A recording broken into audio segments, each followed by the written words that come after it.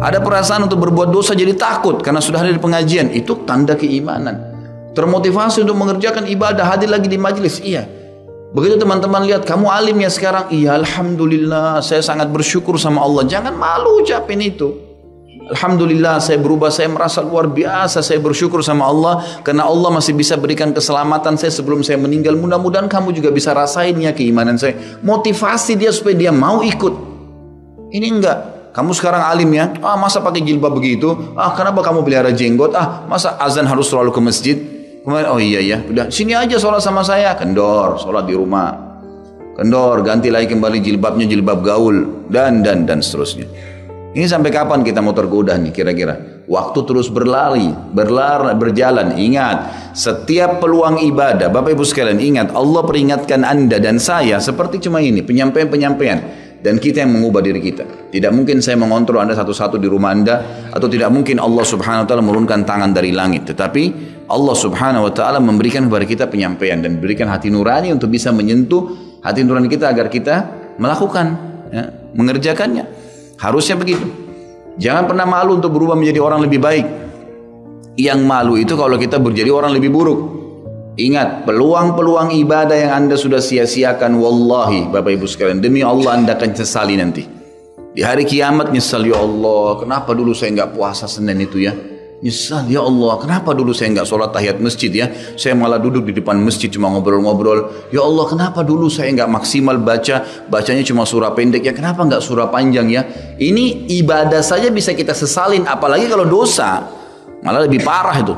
Menyesalnya luar biasa, tapi nggak ada gunanya. Peluang-peluang ibadah yang Anda sudah sia-siakan tidak akan pernah bisa diperbaiki. Nggak bisa. Ini tadi kalau ada orang tidak ikut sholat sama kita berjamaah maghrib misalnya, kemudian mereka ikut di pengajian lalu merasa tersentuh, coba ya saya ikut dari awal ya. Memang betul, penyesalan bagus, tapi sudah dicatat dan tidak akan pernah berubah di buku amal. Pada hari itu, jam itu, sholat itu telat, pahalanya beda dengan orang yang awal waktu. Apa yang membuat dia telat ya? Dia sendiri, konsekuensinya. Jangan, ya gitu. Makanya motivasi Nabi SAW sangat banyak untuk mengerjakan sholat di awal waktunya, motivasi untuk di saf pertama, motivasi untuk tidak ketinggalan takbiratul ihram pertama imam. Semuanya itu untuk menjaga hubungan dengan Allah Azza wa Jalla. Jadi untuk dekat dengan Allah harus memaksakan diri dalam ibadah dan harus memaksakan diri untuk meninggalkan dosa. Bagaimana tangganya untuk sampai ke sana? Ilmu, majelis ilmu. Hadir di majelis ilmu seperti ini Bapak Ibu sekalian. Saya bukan mengatakan karena saya menyampaikan, siapa saja di antara teman-teman dai yang sampaikan, semoga Allah ikhlaskan niat kita semua, itu harus dihadiri, harus. Hadiri majelis ilmu akan mengubah kita. Kalau tidak, dengar. Bawa Walkman, bawa headset, bisa dengar di HP kita. Sekarang bisa daripada kita nonton. Orang banyak habisin pulsanya hanya nonton YouTube hal-hal yang tidak ada manfaatnya. Nonton ceramah tuh, dengarin. Sambil belanja, sambil macet di jalan, pasang headset di kuping. Kemudian kita dengarin ceramah-ceramah itu. Tambah ilmu dengan ilmu. Tidak ada kata cukup. Kata para ulama salaf, ilmu itu, ilmu syar'i yang merupakan tangga membawa kita kepada hubungan dengan Allah yang sangat baik. Karena dengan keimanan akan muncul, iman akan muncul dengan ilmu itu. Ya, dia akan memberikan setengah hidupnya dengan cara kita membayar dia dengan seluruh hidup kita. Gak bisa. Seminggu sekali itu gak cukup. Gak cukup. Apalagi ada orang sebulan sekali. Apalagi ada orang cuman kalau lagi ada waktu lowong. Ini gak bisa. Kita sibuk Bapak Ibu sekalian memberikan makan tubuh kita. Makan makanan, minum, macam-macam variasi. Betul untuk fisik, fisiknya sehat. Tapi ruhnya kurus, kerempeng, sakit. Itu luar biasa. Tapi kalau kita balik, fisik kita yang biasa, cukup kenyang sudah. Tapi ruh kita berikan kesehatan yang luar biasa. Orang kalau ruhnya yang sehat Bapak Ibu sekalian, semuanya jadi kecil buat dia. Julaibib radhiyallahu anhu sahabat Nabi itu, saking kecilnya badannya itu sampai diangkat oleh Nabi SAW dengan satu telapak tangan karena kecilnya badannya. Tapi di perang ya Uhud dia bisa membunuh 7 orang kafir. Tidak ada hubungannya dengan kecil badannya, tapi ruhnya kuat, besar. Waktu Nabi SAW balik dari perang Uhud dan terkalahkan oleh orang-orang kafir Quraisy dengan hikmah Allah Subhanahu Wa Taala, semua sahabat waktu itu mati syahid 70 orang.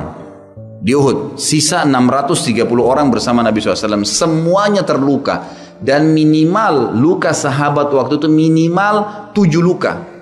Sabetan pedang, hantaman tombak, sobekan, pokoknya luka semua sahabat. Sampai ada sahabat sudah nggak bisa jalan karena kakinya sobek, punggungnya sobek, dinaikin di kuda, tiba di rumah tinggal dibaringin. Lihat bagaimana para sahabat mengetahui bagaimana hubungannya dengan Allah Subhanahu wa Ta'ala, dengan ilmu yang sudah tertanam yang Nabi SAW tanamkan dalam hati mereka, bisa mengubah segala sesuatu. Subhanallah, tiba pulang menjelang maghrib ke kota Madinah. Istirahatlah para sahabat ini, mereka lagi obatin obat luka mereka. Nabi SAW dapat wahyu, menyuruh Nabi SAW dan para sahabat keluar mengejar Quraisy. Quraisy ini jumlahnya waktu itu ya 1.000 orang. Maaf, 3.000 orang. Pasukan Quraisy. Yang terbunuh cuma sekian belas saja mereka. Dan mereka sudah merasa bangga dan pulang ke kota Madinah, pulang meninggalkan Madinah, karena Uhud itu dekat Madinah. Kemudian mereka bangga dengan itu. Keesokan paginya habis sholat subuh kata Nabi SAW, wahai sahabat-sahabatku, Allah Azza wa Jalla memerintahkan kita untuk mengejar Quraisy. Maka pulanglah masing-masing kalian di suku kalian, lalu motivasi siapapun yang ikut kemarin di Uhud, semua. Mau sakit, mau enggak, mau luka, mau enggak, tapi ini luka semua nih. Minimal punya 7 luka. Ya. Kita kadang-kadang mungkin kuku kita kecabut aja sudah susah ke masjid. Ini sabetan pedang, sobek, rusak semua tubuh mereka. Dikatakan dalam riwayat sampai para sahabat ada yang tidak bisa ngomong karena sudah kesakitan yang luar biasa. Kata Nabi SAW, semua yang ikut di Uhud kemarin keluar lagi. 630 orang semua harus keluar. Bagaimana caranya? Pokoknya ngumpul keluar, perintah Allah. Coba bayangin, kita kadang-kadang habis olahraga saja capek, diajak keluar sama istri atau diajak keluar sama suami, kita sudah nggak mau keluar. Capek biasa olahraga. Atau mungkin penat, capek duduk di kantor mau istirahat. Ini habis perang, badannya disabet-sabet, diajak berperang lagi nih. Apa yang terjadi teman-teman sekalian? Pulanglah pimpinan-pimpinan suku sahabat ini, dimulai dengan Sa'ad bin Mu'adz radhiyallahu anhu, sahabat Nabi yang mulia. Luar biasa ini. Orang ini pada saat meninggal, kata Nabi SAW, goncang arsy-Nya Allah dengan meninggalnya Sa'ad.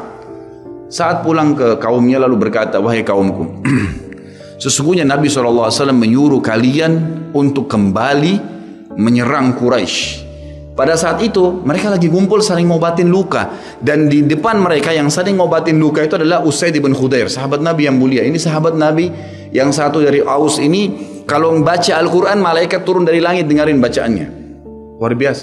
Lagi ngobatin lukanya sambil dia berkata, waktu dikatakan Nabi SAW menyuruh kalian mengejar Quraisy, kata Usaid bin Khudair lagi ngobatin lukanya, sami'na wa ata'na, kami dengar dan kami patuh, ditinggalin lukanya. Lalu seluruh suku itu saling nopang satu sama yang lain, mendatangi masjid Nabi SAW untuk ikut berperang lagi. Nggak ada satupun yang tinggal. Ada yang luar biasa, saya terus terang nangis waktu dengar kisah itu, luar biasa. 2 orang anak muda Ansar, saya setiap kenang kisah ini selalu nangis, nggak bisa tahan karena luar biasa. Anak 2 orang ini belasan tahun umurnya dan dua-duanya nggak bisa jalan, Bapak Ibu sekalian, nggak bisa jalan.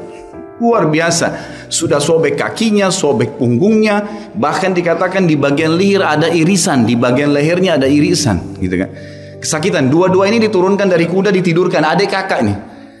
Tapi saya tidak ingat, namanya tidak disebutkan dalam kisah, tapi ini kisah luar biasa. Dan kemarin kebetulan Imam Masjid Haram atau saya lagi umrah nyebutin kisah itu juga. Hampir satu masjid orang menangis mendengarkan kisahnya. Dia mengatakan, waktu sampai ke telinga adik kakak ini umurnya belasan tahun ya, di bawah 20 tahun.